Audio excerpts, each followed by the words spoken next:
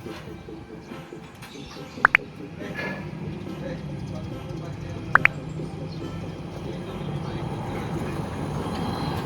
what's up mga kagrasya? Welcome back to my channel. So for today's video guys, day 2 ng ating home renovations.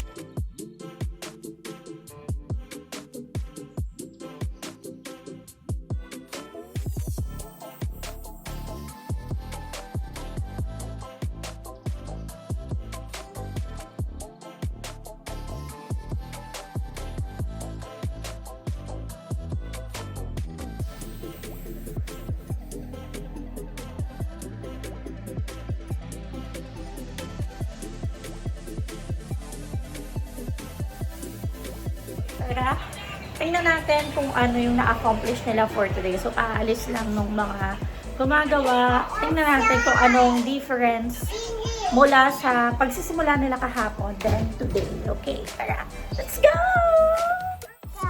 Tara na, samahan tayo ni Gemma Ishtar na may sugat sa ilong. Let's go!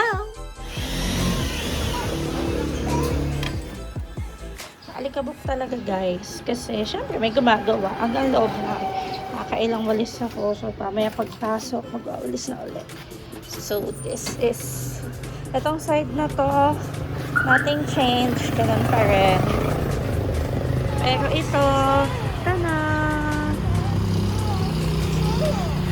lalagay na nila yung para sa poste, patutuluin yan syempre. Ayan, kasi itong tubo ng tubig, inayos nila kanina kasi naka-straight siya dun sa mismong tatapatan nung para sa poste. So, inayos nila.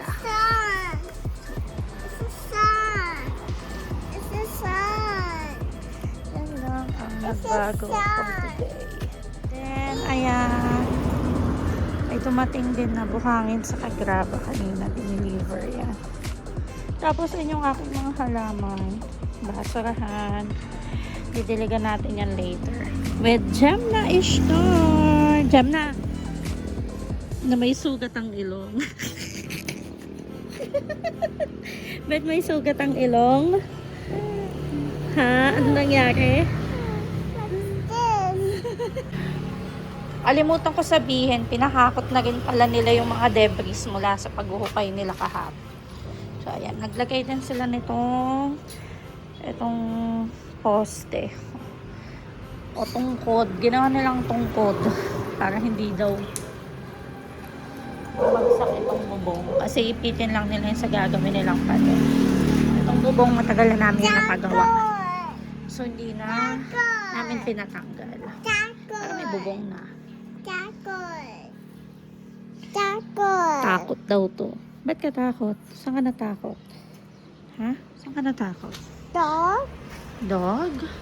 So, as you see, yun pa lang yung nagawa for today. Yung sa isang side pa lang.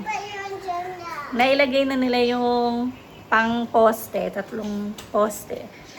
Hindi ko alam kung anong tawag doon para sa, poste. Ha? Halige. Hindi, oo. May term sila doon. Basta yun ang yun.